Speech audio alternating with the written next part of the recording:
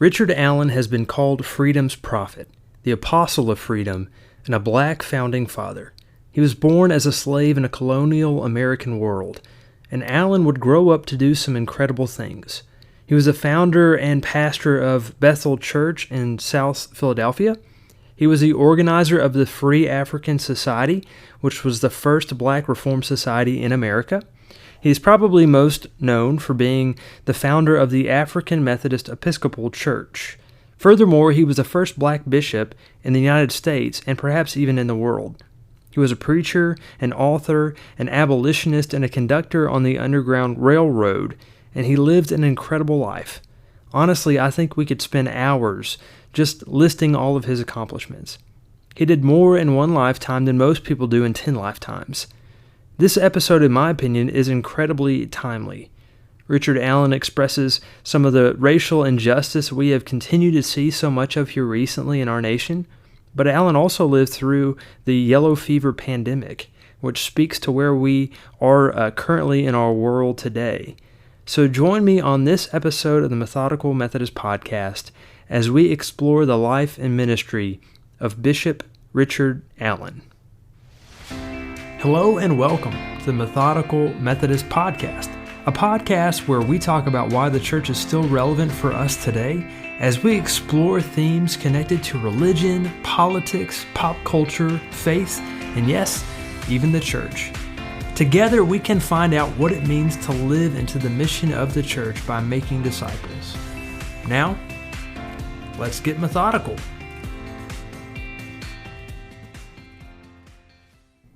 Hello everyone, I am your host, the Reverend Andrew Lay, and I'm excited to spend this time on the podcast today.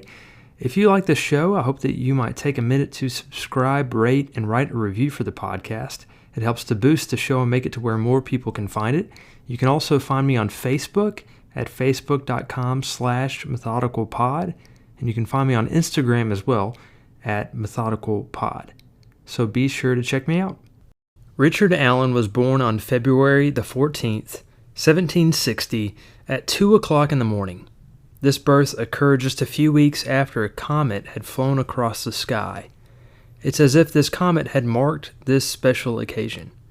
One biographer points to Isaiah 62:1 in denoting this special birth. Allen, who would be a prophet in his own right, certainly lives up to these words. For Zion's sake, I will not hold my peace, and for Jerusalem's sake, I will not rest, until the righteousness thereof go forth as brightness, and the salvation thereof as a lamp that burneth. Allen was born in Philadelphia as an enslaved child to a woman who was owned by a wealthy local attorney named Benjamin Chew. He was merely referred to as Negro Richard. After his birth, he, along with his mother, father, and 3 siblings, were moved to Chew's second property in Delaware. He apparently had 3 properties in all, and in his own autobiography, Allen says very little about growing up as a slave. But it is clear that even after he had been freed from slavery, he never forgot how horrible slavery had been. At the end of his life, he famously wrote, "Slavery is a bitter pill." Around 1768, when Allen was about 7 or 8 years old, he and his family were sold to one of Benjamin Chew's Delaware neighbors, a farmer named Stokely Sturgis. Allen spent over a decade working the land on Sturgis's farm, and during that time Sturgis sold his mother and 3 of his siblings to cover his debts. 3 of his siblings remained there with Allen at Sturgis's farm. Allen was able to visit his mother from time to time, but not very often. And it's just kind of heartbreaking to hear about a 7-year-old being separated from his mother and some of his siblings. And as a young child, he was forced to work all day in the fields. All he had ever known was slavery. Allen wrote about his experience as a slave, saying, "When we would think that our day's work was never done, we often thought that after our master's death, we were liable to be sold to the highest bidder, as Sturgis was much in debt, and thus my troubles were increased, and I was often brought to weep between the porch and the altar." Richard Allen clearly experienced this feeling of hopelessness that he might never find freedom. But as we will see, Allen was able to become a free man. It all started when the woods near Sturgis's farm had been cleared, and this clearing provided space for an itinerant, a traveling Methodist minister, to come spreading the gospel to a group of slaves. And Richard Allen was among that group. In 1777, at the age of 17, he was born again after hearing a revival sermon that was preached by this white itinerant Methodist preacher. Allen spoke about his conversion, saying, "I was awakened and brought to see myself poor, wretched, and undone, and without the mercy of God must be lost. One night I thought hell would be my portion. I cried to the Lord both day and night. I cried unto him who delighted to hear the prayers of a poor sinner. All of a sudden my dungeon shook, my chains flew off, and glory to God, I cried." Allen quickly joined this new Methodist society that continued to meet in the woods near Sturgis's farm. And this was a very foundational moment in his life. For the most part, Allen found support among the Methodist societies. Although American Methodism would eventually split north and south over the issue of slavery, in Allen's day, Methodists were outspoken with their anti-slavery comments. John Wesley, the founder of the Methodist movement, had offered his declaration against slavery in his tract, Thoughts Upon Slavery. Unfortunately, over time, Methodists forgot their original stance against the sin of slavery. In his own life, however, Richard Allen found that Methodism allowed him to become an anti-slavery spokesman. During this time, most Methodist ministers were openly against slavery. The church also recruited black people, both slave and free, to engage in organizational duties and even preach. Folks like Richard Allen, but also John Jay, Absalom Jones, Boston King, John Merritt, George White, and Peter Williams were able to stand up in Methodist pulpits and preach against the evils of slavery. Believe it or not, it wasn't unusual for a black slave to preach in front of white slave owners in a Methodist church. Over time, Allen attended Methodist meetings, and he slowly convinced his master, Sturgis, to allow some of these meetings to occur in and around Sturgis's home. And that is exactly what happened during the summer of 1779. In fact, Francis Asbury, one of the first bishops of the Methodist Church, even visited and preached at Sturgis's home. Then, in September 1779, a preacher named Freeborn Garretson, who had freed his own slaves in 1775, lectured Sturgis about being a slave owner, and this is what he said: "Thou art weighed in the balance and found wanting." After that experience, Sturgis could no longer justify being a slave owner. Allen said that after his encounter with Garretson, Sturgis could no longer be satisfied to hold slaves. So by January 25th, 1780, at the age of 20 years old, Allen had come to an agreement with his master. He would pay $2,000 over the span of 5 years in order to buy his freedom. And $2,000 is roughly the equivalent of about $37,500 today. So that's just, I think, an incredibly large amount of money. So I don't want to make Sturgis seem like the hero in this story. I don't really want him to seem like the white savior here, because even though Sturgis knew that slavery was morally wrong, he still required Allen to buy his own freedom, a freedom that should have been granted to him in the first place. So I wish that story happened differently, but we do see this shift occur in Sturgis's life enough so that he makes this way forward, this path, to be able to open freedom up for Richard Allen, even if he does have to pay for it. So from that moment on, after that agreement, Allen worked constantly. He took every odd job, he saved every penny, he did every bit of work he could in order to buy his freedom as soon as possible. He was afraid that Sturgis in his old age might die before he could reach that sum of money and buy his own freedom. And if that were to be the case, he would have just been auctioned off to another slave owner. So Allen was very, very motivated to try to reach that sum of money and save up that money in order to purchase his own freedom. And that's what he did. He was able to purchase his freedom a year and a half early. That's how hard he worked. He purchased his freedom a year and a half early. And so he signed his contract with Stokely Sturgis in 1780, and he paid that last installment in August 1783. And at the age of 23, Allen walked away from that farm with his freedom. One of the first things that he did with his newfound independence was choose a new name, something that was pretty common among slaves who had been freed. Up until this point, he had only been referred to as Negro Richard. But with his new freedom, Richard was able to pick out a last name, Allen. So with a new name and a new start, Richard Allen set off on the Methodist preaching circuit. Allen was qualified as a preacher in 1784 at the Christmas Conference in Baltimore, Maryland, and it didn't take long for the newly itinerant Allen to become a familiar figure at camp meetings and revivals. Just at the sound of Allen's voice saying something like, "Glory be to God," or "Come unto me, all ye that are weary and heavy laden," people would reply saying, "I have never heard such preaching before." Because of his incredible preaching skills, Allen became such a big name in Methodism that Pennsylvania abolitionists used his story as a model for others. They pointed out his extensive religious journeys that even extended to him preaching to Native Americans over the span of 2 months. After only 4 years of freedom, Richard Allen was known on both sides of the Atlantic, here in America and over in Britain. Despite times of illness, Richard continued to travel and preach. He preached in circuits in Pennsylvania, Maryland, and Delaware. In his autobiography, Allen named 24 people that he stayed with, prayed with, and preached with. In fact, the majority of his contacts at that time were white people. But Allen knew that there were limits to where he could go, where he could preach, and what he could and could not do.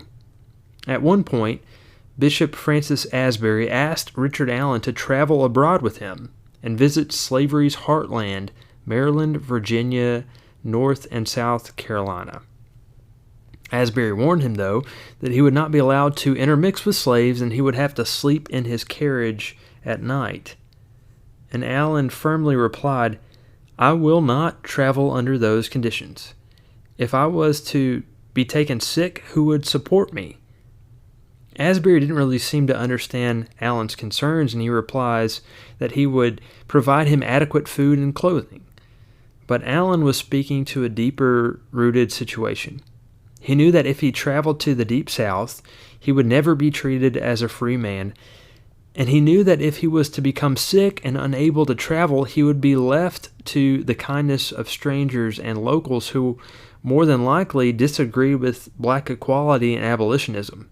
So he was unwilling to go there. He was unwilling to go down to the South and risk his freedom in that way. And so he told Asbury no and refused to travel with him, and he headed north instead. Despite Asbury's failure to truly understand what black people, and Allen in particular, were up against, these two Methodist itinerant ministers formed a very, very close relationship. An interracial friendship in the late 18th century in America was pretty uncommon, but in 1803, Allen celebrated his 2 decades of friendship by purchasing a horse for Asbury. It cost him $90, which was a pretty substantial amount of money back then.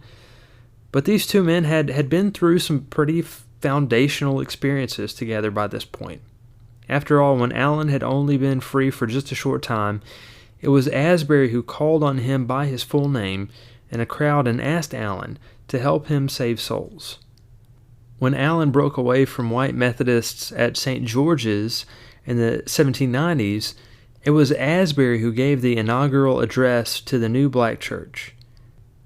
And it was Asbury who had ordained Allen as the first black Methodist deacon in 1799.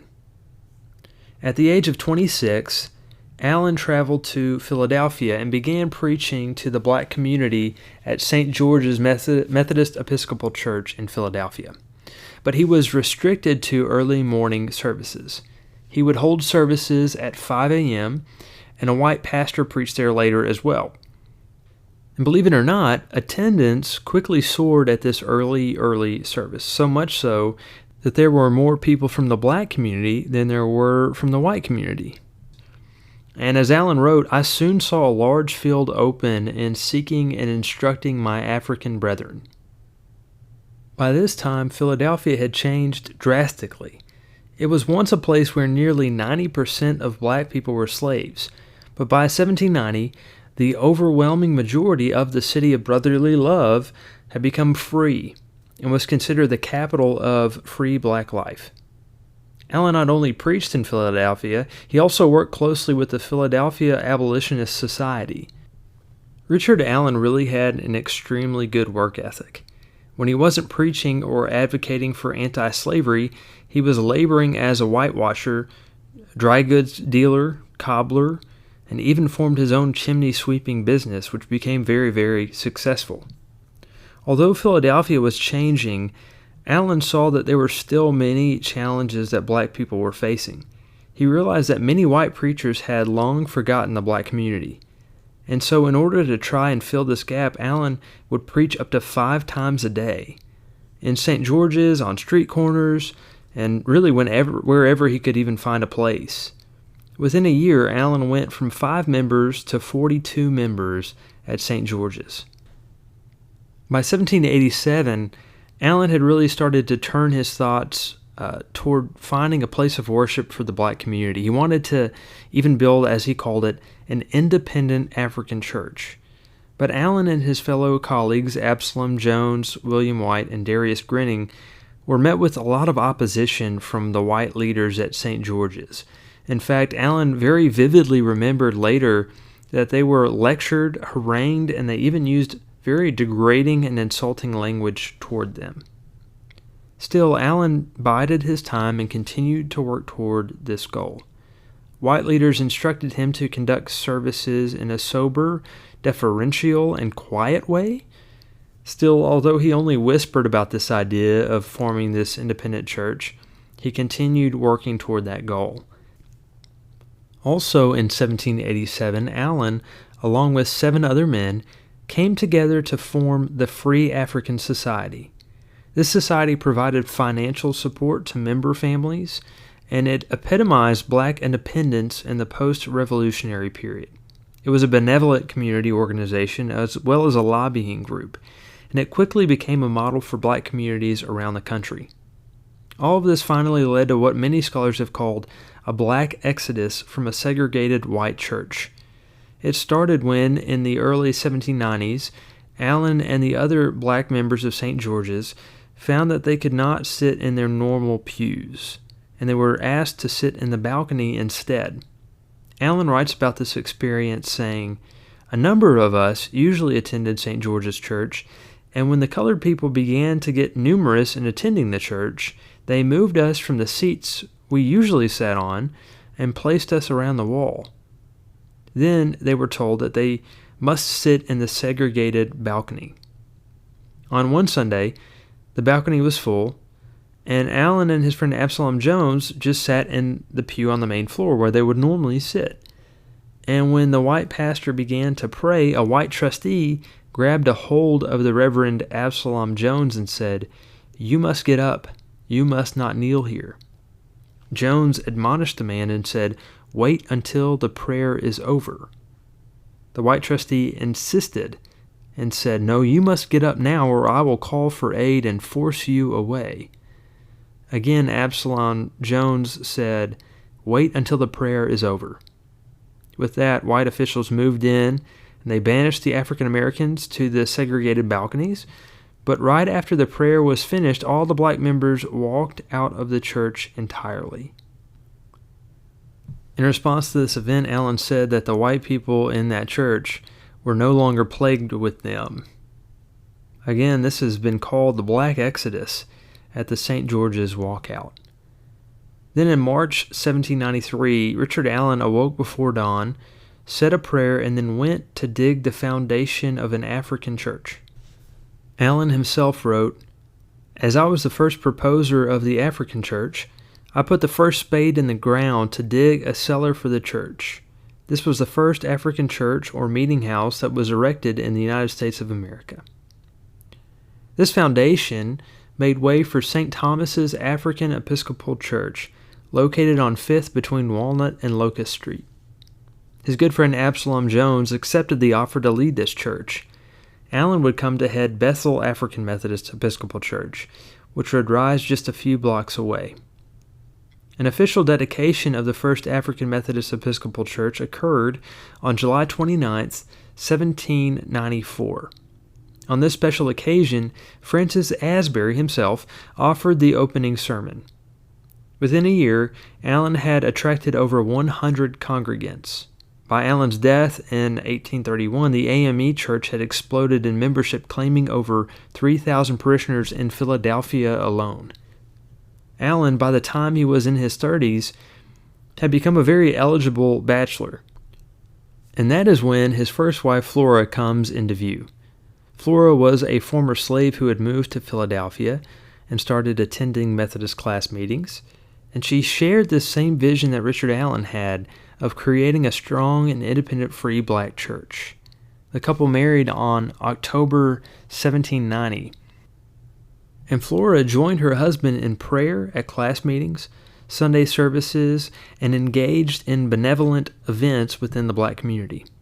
Sadly, on March 11, 1801, Flora Allen died after a 9-month illness.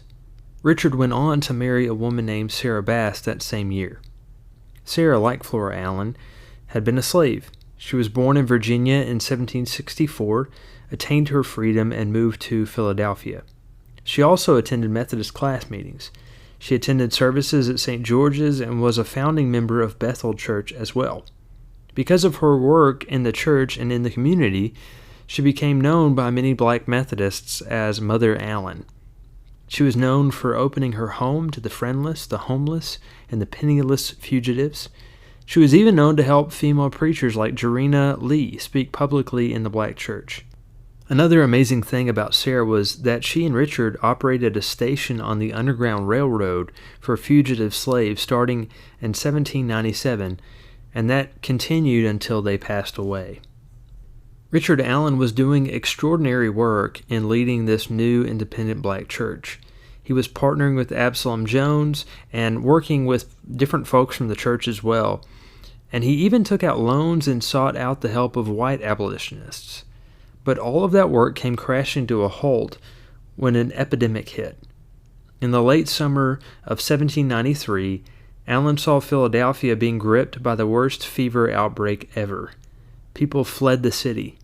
Infected homes were barricaded, and by mid-September, one man said terror now became universal.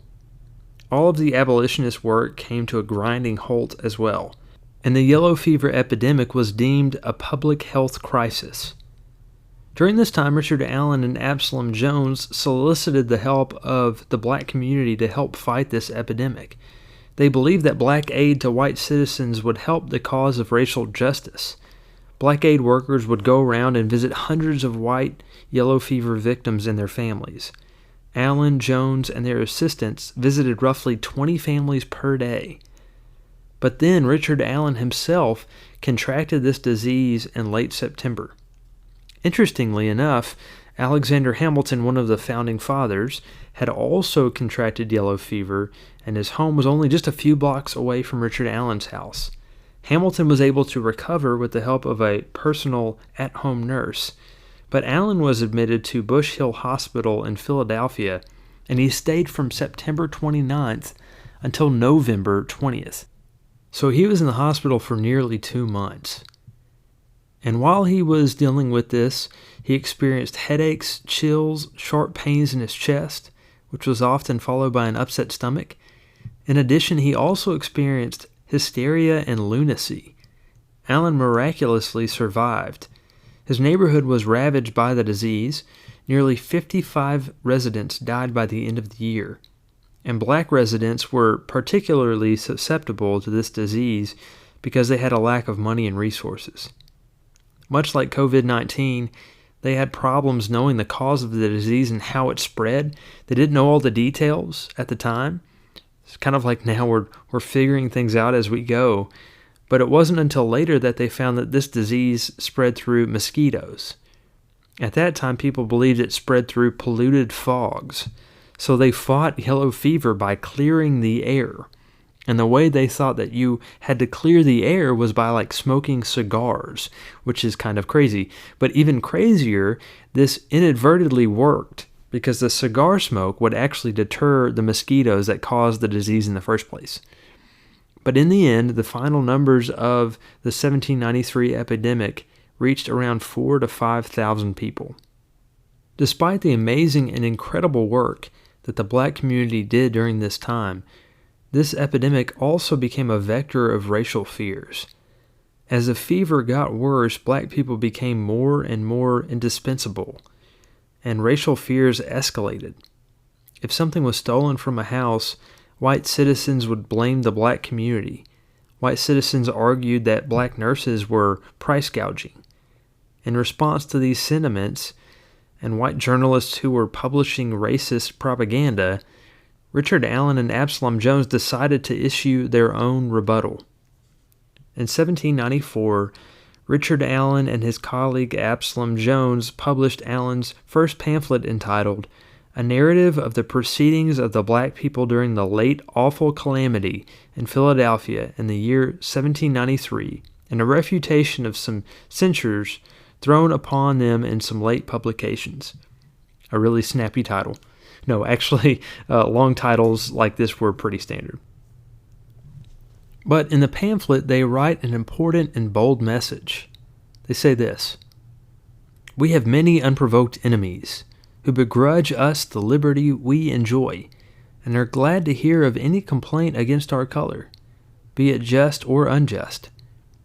In consequence of which we are more earnestly endeavoring all in our power to warn, rebuke, and exhort our African friends to keep a conscience void of offense toward God and man, and at the same time would not be backward to interfere when stigmas or impression appear pointed at or attempted against them unjustly, and we are confident we shall stand justified in the sight of the candid and judicious for such conduct." This pamphlet tracked racist accusations that white journalists had published about the black community during the yellow fever pandemic, but it also documented Allen's leadership among the church and the abolitionist community. It represented Allen's reform politics and spoke against slavery and the need for racial justice. At the end of their pamphlet, Richard Allen inserted his own anti-slavery addendum entitled An Address to Those Who Keep Slaves and Approve the Practice. In the addendum, Allen writes, "If you love your children, if you love your country, if you love the God of love, clear your hands from slaves, burden not your children or country with them." Allen continued speaking out and doing the work of an abolitionist, and Allen really saw his role as a black mediator. As Richard Newman says, although not formally involved in politics, Allen envisioned himself as a moral mediator, a black leader who mapped out a moral compass for his fellow Americans on the race issue. So, in recognition of his leadership in preaching, Allen was ordained as the first black Methodist minister by Bishop Francis Asbury in 1799. And unfortunately, as far as white elders were concerned, Allen and the black church was still required to defer to white clerics. Despite this, Allen's church, Bethel, continued to grow and became one of Philadelphia's fastest-growing churches. Not just one of the fastest-growing black churches, but one of the fastest-growing churches overall. By the 1820s, Bethel reached over 200 baptisms annually and could claim that it contributed 8% of Philadelphia's total baptisms.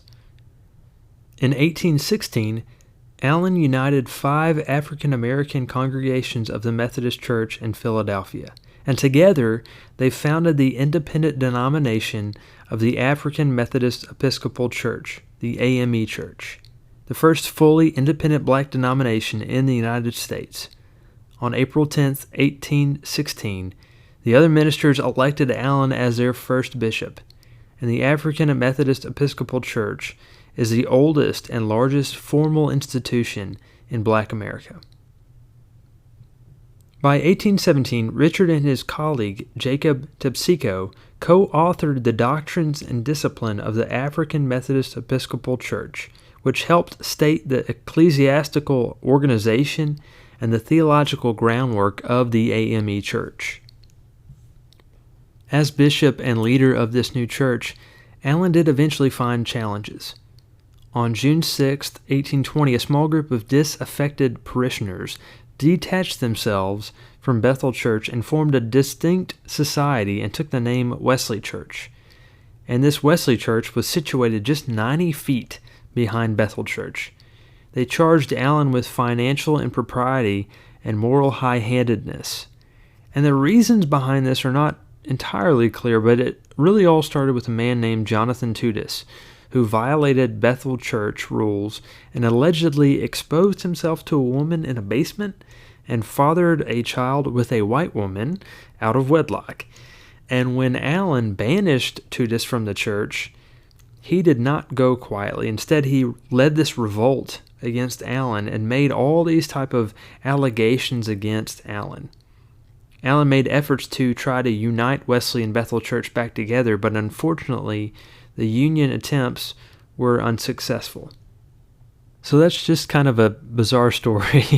I don't really know all of the details on that, but there was another conflict that arose in the church, and that was the debate around African American women's right to preach.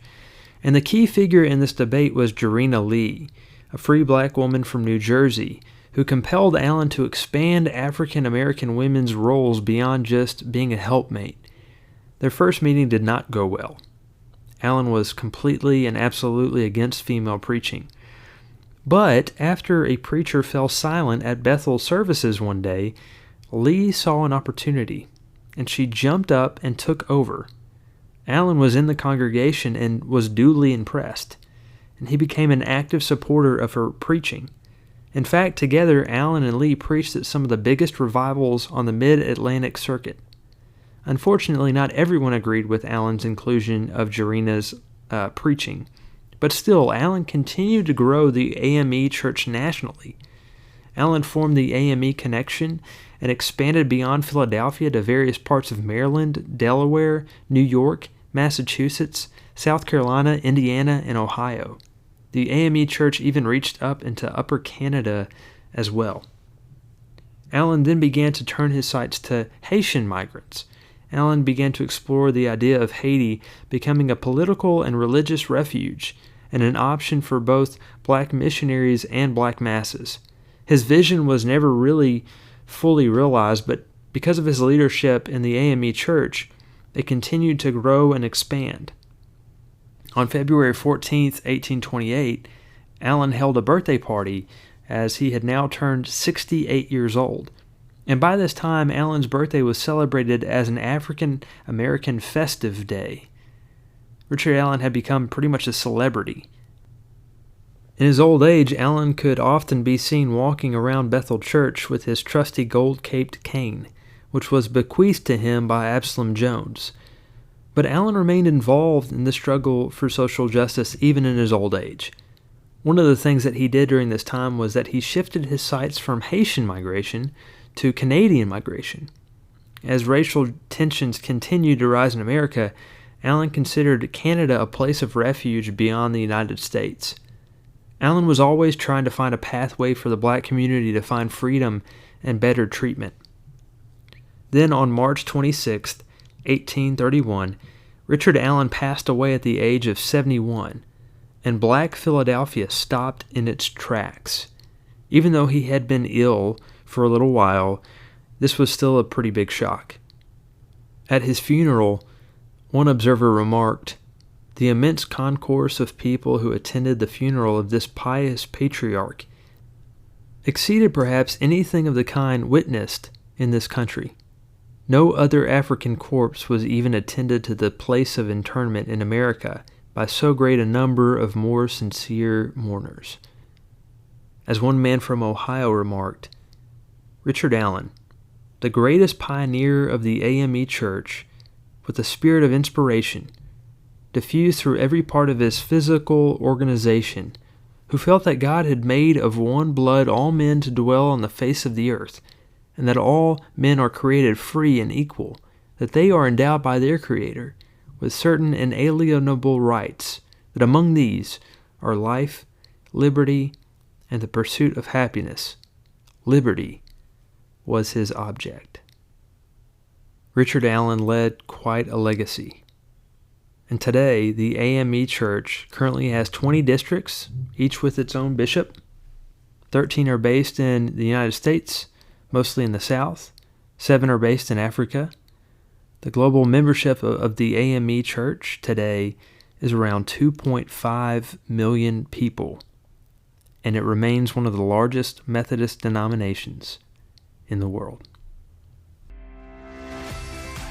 Thank you for listening to this episode of the Methodical Methodist Podcast.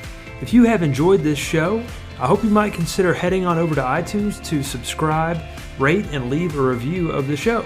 It is very much appreciated. And until next time, stay methodical.